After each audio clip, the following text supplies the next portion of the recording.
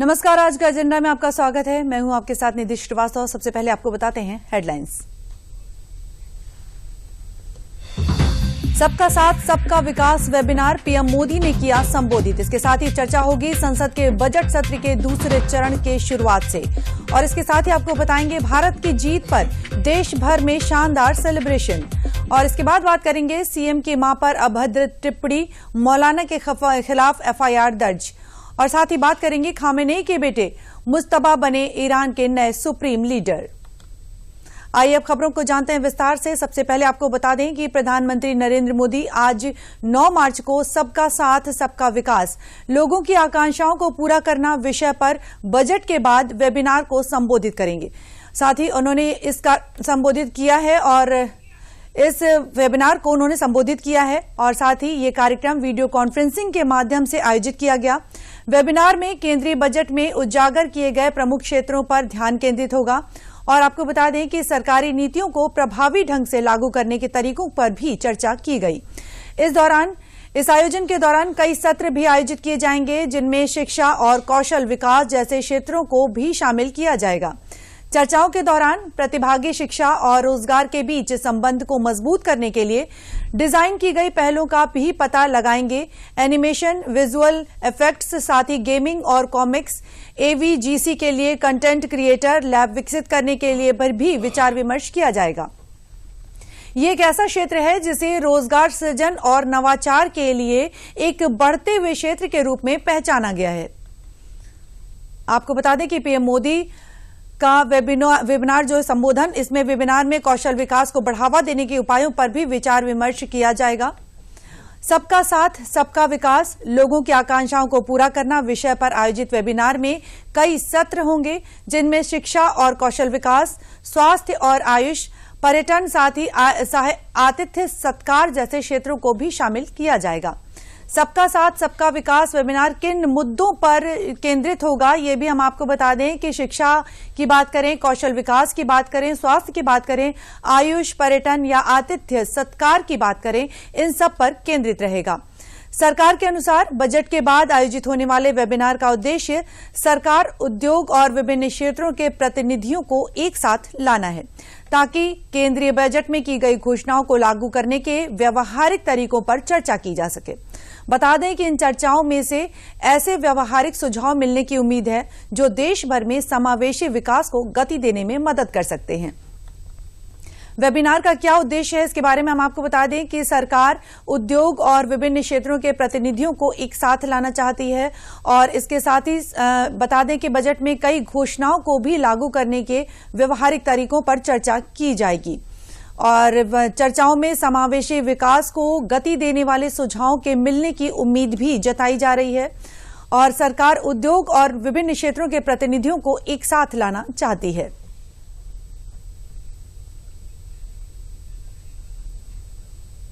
और इस विषय पर अधिक जानकारी के लिए हमारे साथ जुड़े हैं राजनीतिक विश्लेषक रुद्र प्रताप दुबे जी। आइए इनसे जानते हैं। रुद्र प्रताप जी, बहुत स्वागत है आपका। पीएम मोदी आज सबका साथ सबका विकास विषय पर वेबिनार को संबोधित किया उन्होंने। इसमें किन किन प्रमुख मुद्दों पर ध्यान केंद्रित किया गया? देखिए, आपने सभी महत्वपूर्ण सेक्टर्स पर ऑलरेडी बात कर ली है। एवीजीसी पर बात हुई है, गेमिंग कंसोल पर बातें हुई हैं। 2-3 एक जरूरी बातें हुई हैं जिसमें आयुष पद्धति के बारे में जो बातें हुई हैं वो बहुत महत्वपूर्ण है। नए संस्थान खोलने के बारे में एक्सपर्ट से पीएम ने आज राय ली है और उस क्षेत्र में बढ़ेंगे तो निश्चित तौर पर कुछ आपको नए प्रयोग होते हुए जमीन पर दिखाई पड़ेंगे। दूसरी सबसे जरूरी चीज थी, नॉर्थ ईस्ट में बुद्धिस्ट सर्किट बन रहा है पर्यटन के क्षेत्र में, तो उसको उन्होंने 2 या 3 भागों में बांट कर आज बात की। पहली बात की उन्होंने सस्टेनेबल पर्यटन के बारे में, जिसमें आधारभूत ढांचे को बढ़ाने पर बात की गई। उसमें पेशेवर ट्रेनिंग की बात की गई, गाइड के लिए जो युवा होटल इंडस्ट्री को ज्वाइन कर रहे हैं वो कैसे कर सकते हैं। दूसरी बात जो सांस्कृतिक पर्यटन है, जिसे हेरिटेज भी कहते हैं, भारत के सांस्कृतिक पर्यटन को हम कैसे बढ़ावा दे सकते हैं, इसमें प्रधानमंत्री जी ने आज बहुत कुछ अच्छे बिंदु रखे और जो एक्सपर्ट शामिल हुए उन्होंने बहुत अच्छी बातें की। तो मुझे लग रहा है ये गेमिंग के बारे में, आयुष पद्धति के बारे में, पर्यटन के बारे में और कौशल स्किल को लेकर युवाओं को कैसे ट्रेनिंग दी जा सकती है, बजट का वो हिस्सा कैसे उनको ट्रेनिंग देने में हम लोग इस्तेमाल कर सकते हैं और उसके बाद वो उससे कुछ कमा सके, उसको कैसे लेकर आगे बढ़ सकते हैं, ये अपने आप एक नया प्रयोग है। देखिए, भारत के तमाम प्रधानमंत्री हुए, लेकिन इस तरीके से एक्सपर्ट के साथ जुड़ना, मंत्रालयों के साथ जुड़ना, तो इतना बड़ा पोस्ट बजट वेबिनार करना, मुझे लगता है एक नए तरह का प्रयोग है जो विकसित भारत की कहानी लिखने के लिए आगे बढ़ चुका है। जी बिल्कुल, आपने सही कहा कि विकसित भारत की कहानी लिखने के लिए एक नया मोड़ आ चुका है। तो जो ये वेबिनार आयोजित किया गया, इसका मुख्य उद्देश्य क्या था और किस तरह के सुझाव सामने आने की उम्मीद की जा सकती है इससे? निधि जी, जो पूरा बजट बनाया गया, उस बजट को कई डिपार्टमेंट और कई सेक्टर्स में बांटा गया है, जैसे कौशल में, पर्यटन में। उस बजट को असल में क्या होता था, पहले भारत सरकार बजट बनाती थी और एक मंत्रालय उसे लागू करने का जिम्मा दे देता था। प्रधानमंत्री ने ये संवाद का क्षेत्र खोला है एक्सपर्ट्स के लिए भी, आमजन के लिए भी, और साथ में मिनिस्टर्स भी बैठ रहे हैं कि एक तरफ प्रधानमंत्री जी के कुछ इनपुट्स हैं, साथ में वो विशेषज्ञों से सुझाव ले रहे हैं, राय ले रहे हैं, समस्याएं बताई जा रही हैं, उनके समाधानों पर काम हो रहा है और फिर बजट को आगे बढ़ाया जा रहा है। तो एक तरीके से आप ये समझें कि रोड जब बनती है तो कई चीजें लगती हैं, पहले नीचे मिट्टी बिछाई जाती है, फिर डामर बिछाई जाती है, फिर उसके बाद उस पर लाइट लगती है और देन फिर वो गाड़ियां आनी जानी शुरू होती है। तो ये वो प्रक्रिया है जो रोड बनने की प्रक्रिया है। सब लोग मिलकर बात कर रहे हैं और जैसा कि आपने दीदी पूछा, ये किस लिए है, बजट के आवंटन के लिए और विकसित भारत के दृष्टिकोण से उसको सुदृढ़ करने के लिए था, जिस पर आज बहुत अच्छी चर्चा हुई। जी, इसका मतलब कहा जा सकता है कि हर क्षेत्र के लिए अपना अलग अलग बजट निर्धारित किया गया है। निश्चित तौर पर नीति जी, न केवल बजट निर्धारित किया गया है बल्कि उस बजट का क्रियान्वयन कैसे होगा, इसको लेकर राय ली गई है। और अगर आपको अब विभागों में होते हुए नए प्रयोग दिखाई पड़े, जिसमें नवाचारों और तकनीकी कौशल मुख्य है, अगर नए प्रयोग होते हुए दिखाई पड़े तो जान लीजिएगा ये आज का वेबिनार न केवल संवाद तक केंद्रित है, ये संवाद से आगे बढ़कर जमीनी हकीकत में भी बदल रहा है। जी, इससे किन क्षेत्र को ज्यादा लाभ होने की उम्मीद दिखाई दे रही है? किन जी, पर्यटन का क्षेत्र एक ऐसा है जिसमें आपको बदलाव दिखाई पड़ेगा। भारत एक ऐसा देश है जहां पर सांस्कृतिक पर्यटन की धूम है। आप देखें, अयोध्या से लेकर काशी तक और मिर्जापुर से लेकर महाकाल कॉरिडोर तक, ये एक ऐसी चैन है जो सिर्फ और सिर्फ मंदिरों से नहीं जुड़ी। इन पे जो मंदिरों के दर्शनार्थी आते हैं वो होटल में रुकते हैं, तो होटल इंडस्ट्री बूम करती है, वो घाटों पर जाते हैं, नाव की सवारी करते हैं, वो अगल बगल के मंदिरों में जाते हैं, फूल खरीदते हैं, वो स्ट्रीट फूड लेते हैं। तो एक चैन बनती है जो पूरे शहर के विकास को करती है। तो सांस्कृतिक पर्यटन और दूसरा मेडिकल पर्यटन, दो को लेकर भारत जिस गंभीरता से काम कर रहा है, मुझे लग रहा है उसकी इकोनॉमी में ये बड़े बूस्टर साबित होने जा रहे हैं। जी बिल्कुल, बहुत बहुत धन्यवाद रुद्र प्रताप जी हमसे जुड़ने के लिए। और आइए आगे चलते हैं और आपको बता दें कि संसद के बजट सत्र का दूसरा चरण यानी आज 9 मार्च से शुरू हो रहा है, जो कि 2 अप्रैल तक चलेगा। ये सत्र हंगामेदार रहने की संभावना भी है। इस दौरान लोकसभा में विपक्ष द्वारा प्रायोजित उस प्रस्ताव पर भी चर्चा होनी है जिसमें लोकसभा अध्यक्ष ओम बिरला को हटाने की मांग की गई है। इसके अलावा पश्चिम एशिया में चल रहे संघर्ष का मुद्दा भी प्रमुखता से उठाया जा सकता है, क्योंकि विपक्ष पहले से ही ईरान के प्रति सरकार के रुख, भारत के द्वारा रूस से तेल खरीदने पर अमेरिका द्वारा दी गई छूट और अन्य मुद्दों को लेकर सरकार पर हमला कर रहा है। बता दें कि बजट सत्र के दूसरे भाग में यानी कि 2026-27 के लिए विभिन्न मंत्रालयों के अनुदान की मांगों और वित्त विधेयक 2026 को पारित करने पर ध्यान केंद्रित किया जाएगा, जिनमें 1 फरवरी को केंद्रीय बजट में प्रस्तुत सभी प्रस्ताव शामिल हैं। एक बार फिर से आपको बता दें कि संसद के बजट सत्र का आज दूसरे चरण का पहला दिन है। दूसरे चरण के पहले दिन में आज के एजेंडे में लोकसभा स्पीकर ओम बिरला को पद से हटाने के प्रस्ताव पर चर्चा शामिल है। कांग्रेस समेत विपक्ष के 118 सांसदों ने 10 फरवरी को लोकसभा सचिवालय को साइन किया नोटिस सौंपा था। साथ ही आरोप लगाया था कि स्पीकर सदन की कार्यवाही में निष्पक्षता नहीं बरत रहे और विपक्ष को पर्याप्त मौका नहीं दे रहे हैं। अब यहां पर समझने वाली बात आपको बता दें कि क्या विपक्ष के पास इतना संख्या बल है कि वो स्पीकर को पद से हटा पाए, क्योंकि इस स्पीकर को पद से हटाने के प्रस्ताव में संख्या बल में कमजोर है विपक्ष। लोकसभा अध्यक्ष को हटाने के लिए सदन में 272 वोटों की जरूरत होती है और मौजूदा स्थिति की बात करें तो मौजूदा स्थिति में यह संख्या विपक्ष के लिए हासिल करना बेहद मुश्किल होगा। वर्तमान लोकसभा में एनडीए के पास करीब 293 सांसदों का समर्थन है। बता दें कि वर्तमान लोकसभा में एनडीए के पास करीब 293 सांसदों का समर्थन है और इसके साथ ही एनडीए सांसदों में बीजेपी के 240, जेडीयू के 16, तेलुगु देशम पार्टी के 12 और अन्य सहयोगी दलों के भी सांसद हैं। विपक्षी दलों के पास कुल मिलाकर करीब 238 सांसद हैं, जिनमें कांग्रेस के 99 सांसद और सपा, डीएमके, तृणमूल कांग्रेस के सांसद भी शामिल हैं।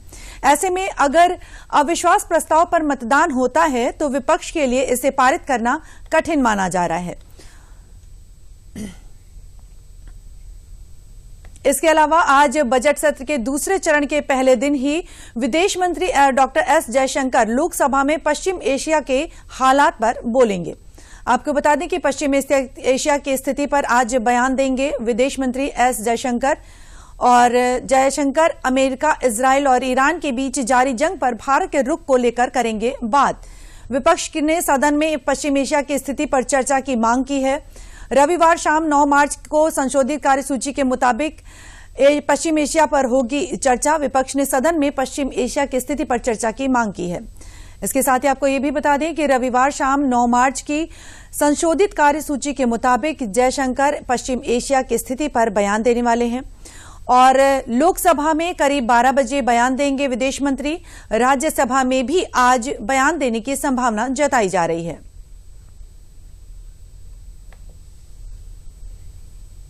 और इस खबर पर हमारे साथ जुड़े हैं वरिष्ठ पत्रकार विजय उपाध्याय जी। आइए इनसे जानते हैं कि विजय जी, स्वागत है आपका।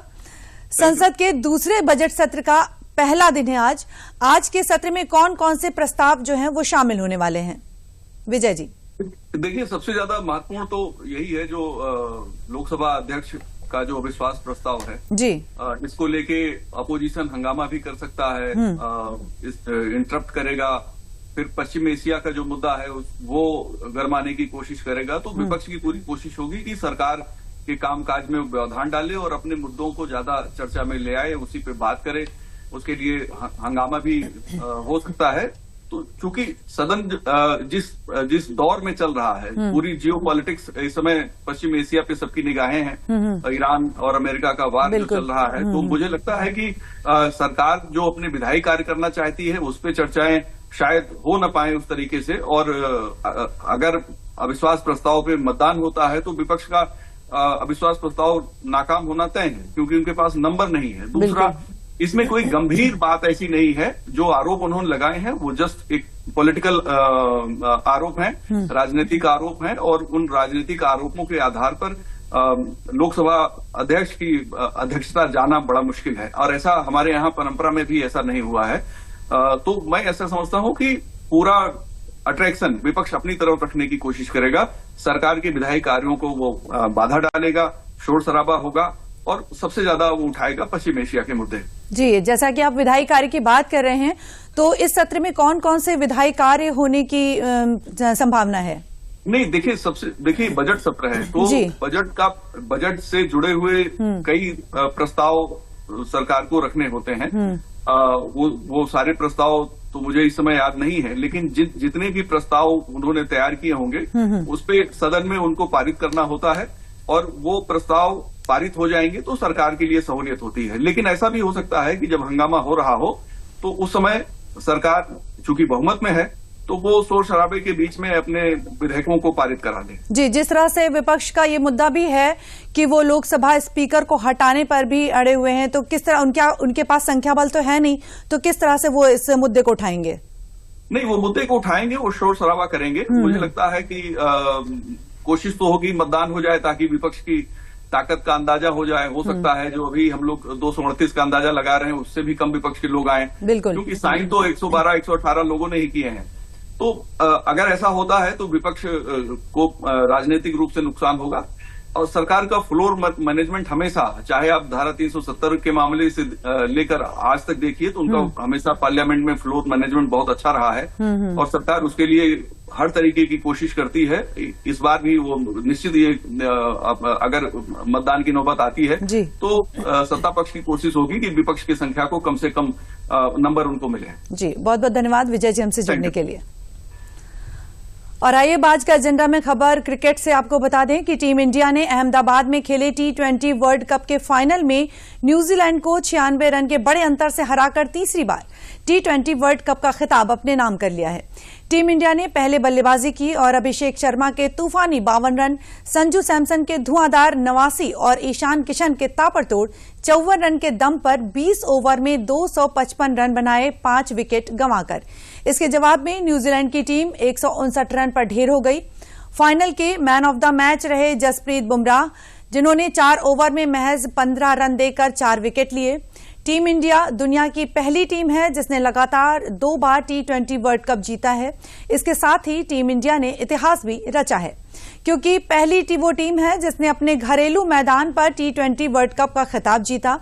और आपको बता दें कि इस महाजीत के साथ टीम इंडिया ने रिकॉर्ड्स की झड़ी भी लगा दी है।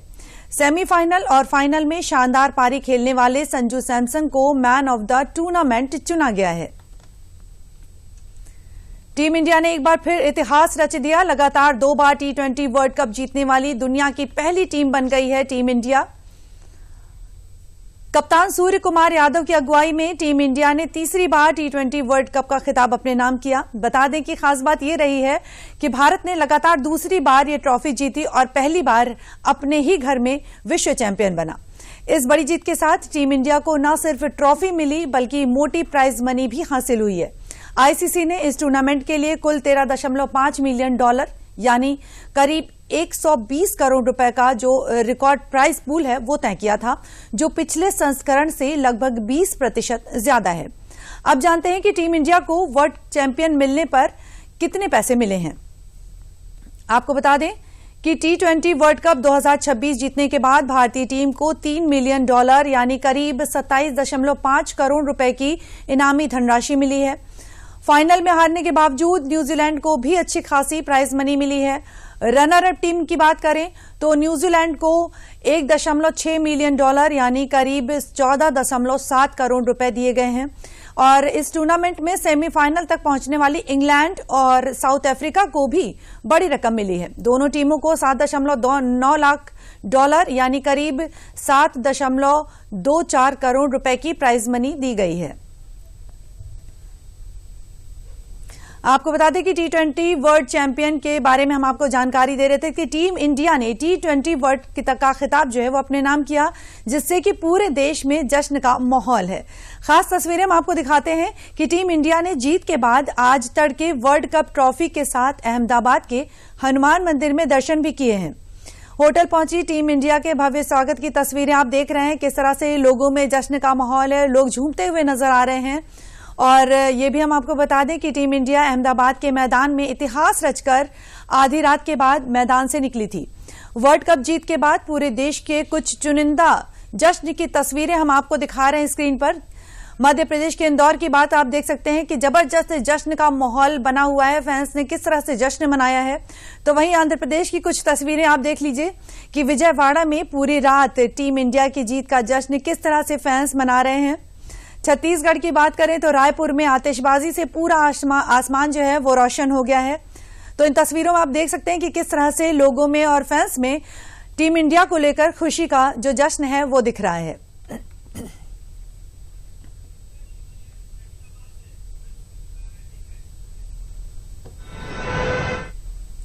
और हमारे साथ सुचित्रा जी जुड़ी हैं, संवाददाता हैं, वरिष्ठ पत्रकार हैं, अहमदाबाद से जुड़ी हैं। आइए इनसे टीम इंडिया के बारे में कुछ जान लेते हैं। सुचित्रा जी, जिस तरह से भारत ने T20 वर्ल्ड कप में शानदार जीत हासिल की, पूरी दुनिया में सबसे ज्यादा बार T20 वर्ल्ड कप जीतने वाली टीम इंडिया बन गई है, किस तरह से देखती हैं इसको आप? हाँ जी बिल्कुल निधि, एक ऐतिहासिक जीत है भारतीय टीम के लिए, क्योंकि कई रिकॉर्ड्स दांव पर थे इस फाइनल मुकाबले में। तो भारतीय टीम ने एक ऐतिहासिक जीत दर्ज की है अहमदाबाद के नरेंद्र मोदी स्टेडियम में। भारत पहली टीम बनी है जिसने अपने T20 खिताब की रक्षा करने में कामयाबी पाई है। भारत पहली टीम बनी है जिसने T20 विश्व कप अपने घर में जीतने में कामयाबी पाई है। वहीं भारत पहली टीम बनी है जिसने तीसरी बार T20 विश्व कप जीतने में कामयाबी पाई है। और साथ ही T20 विश्व कप में हमने न्यूजीलैंड को कभी नहीं हराया था, तो ये एक रिकॉर्ड भी दांव पर था। लेकिन कल भारत ने आखिरकार T20 विश्व कप में न्यूजीलैंड को मात देने में कामयाबी पाई, और वो भी फाइनल मुकाबले में। और जिस तरह का प्रदर्शन किया फाइनल में टीम इंडिया ने, दिखा दिया कि क्यों भारत दुनिया की नंबर 1 T20 टीम है। निधि जी, जीत के हीरोज का श्रेय किसको ज्यादा है सुचित्रा जी? आज बिल्कुल अगर हम देखें इस पूरे टूर्नामेंट पे भारत के लिए अलग अलग मुकाबलों में अलग अलग खिलाड़ी हीरो बनकर उभरे हैं। अगर पहले मुकाबले की बात करें तो जब भारत ने शुरुआत की थी अपने अभियान की, पहले ही मैच में अमेरिका के खिलाफ एक वक्त मुश्किल में घिर गई थी टीम इंडिया, लेकिन वहां पर सूर्य कुमार यादव जो कप्तान है उन्होंने कप्तानी पारी खेली थी। उसके बाद पाकिस्तान के खिलाफ ईशान किशन ने जिस तरह का खेल दिखाया, और संजू सैमसन की क्या बात करें, पिछले जो लगातार 3 मुकाबले रहे हैं, चाहे वर्चुअल क्वार्टर फाइनल हो, सेमीफाइनल हो या फिर फाइनल हो, जिस अंदाज में संजू सैमसन ने बल्लेबाजी की है, लगातार रन बनाए हैं, प्लेयर ऑफ द टूर्नामेंट भी चुने गए। और जसप्रीत बुमराह के रूप में हमारे पास एक घातक हथियार है जो दुनिया के किसी भी स्टेडियम में किसी भी पिच पर विकेट लेने में माहिर है। कल भी 4 विकेट पहली बार अपने करियर में किसी T20 मैच में लिए जसप्रीत बुमराह ने और प्लेयर ऑफ द मैच बने। तो यही वो मैच विनर्स हैं जो कि भारतीय टीम में है और जिनकी वजह से भारत दुनिया की नंबर 1 T20 टीम है और अब अपनी नंबर 1 की रैंकिंग को सार्थक करते हुए T20 विश्व चैंपियन भी बनी है लगातार दूसरी बार। जी, जिस तरह से ये जीत का माहौल है, जश्न का माहौल है, कह सकते हैं एक तरह से कि ये महाजीत का माहौल है, तो ऐसे में टीम इंडिया का जो स्वागत है वो किस तरह से किया जाएगा? आज बिल्कुल मैं आपको बता दूं कि कल देर रात मैच खत्म हुआ, उसके बाद जो टीम को ट्रॉफी दी गई, जो विक्ट्री लैप रहा, अहमदाबाद का जो नरेंद्र मोदी स्टेडियम है दर्शकों से खचाखच भरा हुआ था। और भले ही काफी रात हो गई थी और आज सोमवार का दिन है, कल भले ही रविवार था, लेकिन आज सबको कहीं ना कहीं अपने काम पर जाना होगा, बच्चों का स्कूल भी होगा, लेकिन उसके बावजूद जो क्रिकेट प्रशंसक हैं वो लंबे समय तक वहां पर मौजूद रहे टीम का हौसला बढ़ाने के लिए। और अहमदाबाद की सड़कों पर कल देर रात तक इस जीत का जश्न हमें देखने को मिला। तो ये जो जीत है इसका सबको बेसब्री से इंतजार था, लंबे इंतजार के बाद आई है। हम जानते हैं कि यहीं पर इसी मैदान में 2023 का जो वनडे विश्व कप फाइनल है हम हार गए थे, एक दिल तोड़ने वाली वो हार थी। उसके बाद उसी स्टेडियम में विश्व कप जीतना एक ऐसा अनुभव है जो इन प्रशंसकों को लंबे समय तक याद रहेगा। और हम कह सकते हैं कि इस जीत का जो जश्न है वो लंबे समय तक भारतीय क्रिकेट प्रेमी मनाते रहेंगे। और बीसीसीआई जरूर आयोजन करेगा भारतीय टीम के लिए एक फेलिसिटेशन का, जिसका फिलहाल कोई अनाउंसमेंट नहीं किया गया, उसका हमें इंतजार है, लेकिन जरूर एक जो ऑफिशियल हम कह सकते हैं कि स्वागत समारोह आयोजित किया जाएगा टीम इंडिया के। बिल्कुल बिल्कुल, इस जीत के साथ ही पूरे देश में जश्न का माहौल छाया हुआ है। बहुत बहुत धन्यवाद सुचित्रा जी हमसे जुड़ने के लिए। और इसी के साथ आइए अगली खबर की ओर चलते हैं और आपको बता दें कि उत्तर प्रदेश के सीएम योगी आदित्यनाथ की मां पर विवादित टिप्पणी कर मौलाना अब्दुल्ला सलीम बुरे फंस गए हैं। अब उन पर गिरफ्तारी की तलवार लटकती नजर आ रही है। बलरामपुर बीजेपी के जिलाध्यक्ष की तहरीर के आधार पर पुलिस ने मौलाना के खिलाफ एक्शन ले लिया है और मौलाना के खिलाफ एफआईआर भी दर्ज कर ली गई है। बलरामपुर के अलावा यूपी के 83 थानों में मौलाना के खिलाफ तहरीर दी गई है। साथ ही हिंदू संगठनों, सामाजिक कार्यकर्ताओं, बीजेपी पदाधिकारियों और छात्राओं ने पुलिस को मौलाना के खिलाफ तहरीर दी है। आपको बता दें कि संगठनों ने मौलाना की जल्द से जल्द गिरफ्तारी न होने पर बड़े प्रदर्शन की भी चेतावनी की बात कही है। साथ ही मौलाना सलीम अब्दुल्ला ने बिहार में तकरीर के दौरान सीएम योगी की मां को लेकर विवादित शब्दों का इस्तेमाल किया था, जिसके बाद यूपी के बलरामपुर समेत अन्य जगहों पर उनके खिलाफ केस दर्ज कर लिए गए हैं। आपको बता दें कि सीएम की मां पर अभद्र टिप्पणी का ये जो मामला है ये सामने आया है, जिससे जो अब्दुल है मौलाना अब्दुल वो बुरे फंस चुके हैं। सीएम योगी की मां पर विवादित टिप्पणी करने का मामला जो है वो सामने आया है। पुलिस ने विवादित टिप्पणी करने वाले मौलाना सलीम के खिलाफ एक्शन ले लिया है। बलरामपुर के अलावा यूपी के 83 थानों में उनके खिलाफ शिकायतें भी दर्ज की गई हैं। मौलाना पर सीएम योगी की मां के खिलाफ अभद्र टिप्पणी करने का आरोप सामने आया है।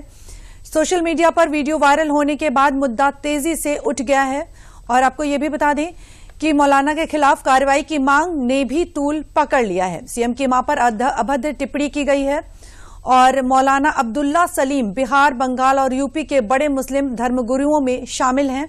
सलीम इस्लामी वक्ता हैं और बिहार की राजनीति में भी सक्रिय रहे हैं। राजनीतिक रूप से मौलाना पहले एआईएमआईएम से जुड़े हुए थे और इसके साथ ही जोकीहाट विधानसभा सीट से टिकट नहीं मिलने के बाद सलीम ने पार्टी छोड़ दी थी। अब मौलाना ने सीएम योगी की मां को लेकर कुछ कह दिया, जिस पर जमकर बवाल हो रहा है।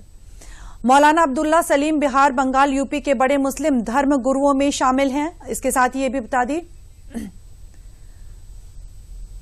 इस खबर पर हमारे साथ हमारे संवाददाता रामेंद्र सिंह जी मौजूद हैं। आइए इनसे जान लेते हैं। रामेंद्र सिंह जी, स्वागत है आपका। बलरामपुर में जिस तरह से मुख्यमंत्री को लेकर कथित अभद्र टिप्पणी का जो ये मामला है सामने आ रहा है, कहीं ना कहीं इस बयान से जन आक्रोश भी बढ़ता नजर आ रहा है, क्या कहते हैं आप? देखिए निधि, वही लोग हैं जो लोकतंत्र की दुहाई देते हैं, कहते हैं लोकतंत्र खतरे में पड़ गया। ये वही लोग हैं जो कहते हैं कि संविधान खतरे में है। लेकिन आप इनको देखिए कि लोकतंत्र की मर्यादा को तार तार करते हैं, संविधान की धज्जियां उड़ाते हैं।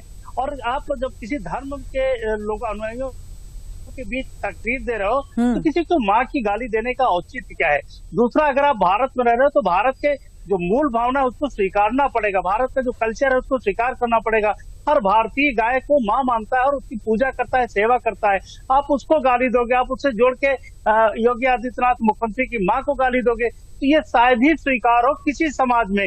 कोई दुनिया के किसी देश में रह रहा हो, अगर वहाँ की इस तरीके की परिस्थितियां हो, जब दुबई से आते हैं, जब सऊदी से आते हैं, जब अन्य देशों से आते हैं, तो भारत की माटी की यही चूमते हैं कि यहाँ इस तरीके की परिस्थितियां कि हम बड़े पैमाने पर लोग रह रहे हैं और अपने धार्मिक आयोजन करते हैं, यहाँ सुरक्षा है, संरक्षा है। और जब यहाँ रहते हैं तो धार्मिक, आप देखिए कि धार्मिक गुरु हैं, इनको ऐसी भाषा से बचना चाहिए जिस भाषा का प्रयोग कर रहे थे। राजनीति और धर्म का जो घालमेल है, ऐसे लोगों के खिलाफ सख्त कार्रवाई होगी, इसमें कोई संशय नहीं। पुलिस ने मुकदमा दर्ज कर लिया है, इनकी गिरफ्तारी होगी। क्योंकि धार्मिक भावनाएं भड़का के आप देश को तोड़ने की बात कर रहे हो, प्रदेश में आग लगाने की बात कर रहे हो, तो ये सारी धाराएं उसमें लिखी गई हैं। तो जाहिर कि इनकी ठीक से मजम्मत होगी और जब उत्तर प्रदेश आएंगे तो इनकी समझ में आ जाएगा कि इस तरीके से गाली गलौज से काम नहीं चलेगा। जी बिल्कुल, जैसा कि देखा जा सकता है कि 83 थानों में इनकी जो शिकायत है वो दर्ज की गई है, लेकिन इस तरह की जो घटनाएं हैं इनकी पुनरावृत्ति ना हो, दोबारा से कोई इस तरह के कार्य ना करे, इसके लिए क्या कुछ कार्रवाई की जानी चाहिए?